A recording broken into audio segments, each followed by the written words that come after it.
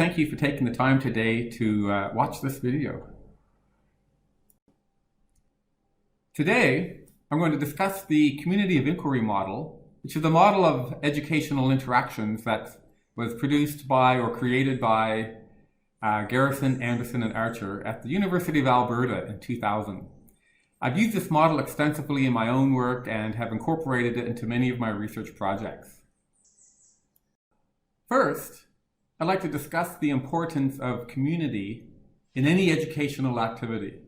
So for example, my own philosophy of education, which was actually coined by my wife, is that education is a community affair.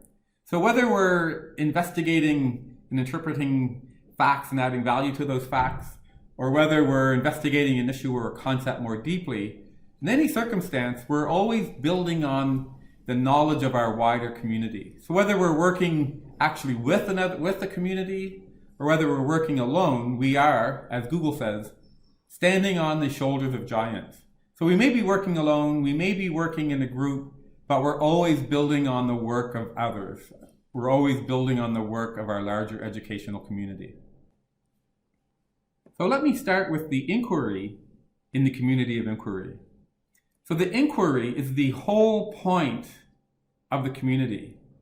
So the whole point of the community is to come together to answer a question, to investigate an inquiry that is explicitly tied to our curriculum. So if there's no inquiry in our community, then we have no community of inquiry, and then we're just basically all meeting for coffee. Now, let's investigate the three components of the community of inquiry. So I'll start with the teaching presence. Teaching presence comes from the overarching inquiry. So as suggested, the teaching presence initially comes from the teacher, whose role is to provide that initial guiding question, that initial guiding inquiry, which is explicitly tied to the curriculum. But it also comes very much from each of the students. So each student has to be empowered to ask questions, to challenge perspectives, and to bring their own perspective into that community.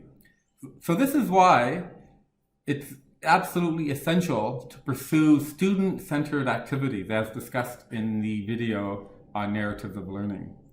Each student needs to be engaged in the entire time in contributing their teaching presence. So to facilitate the community and to allow students to feel like they can actually bring their teaching presence to the community, we have to have social presence. So social presence can be greatly supported by the teacher, who needs to ensure that the students feel welcome, that they feel like they belong, and that they feel like they can bring their own questions to that community.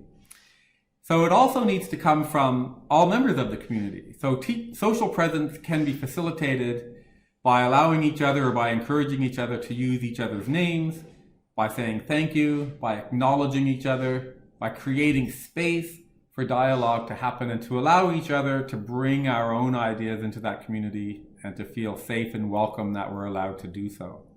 So, once we've established a teaching presence amongst our students where they know that they can bring their own questions related to the curriculum into that community, once we've created a social presence so that everybody knows that they're allowed to bring those questions in and they're encouraged to bring those questions in and they feel like they belong to that community, then we will get cognitive presence, which is the contribution of ideas directly related to and explicitly related to our curriculum.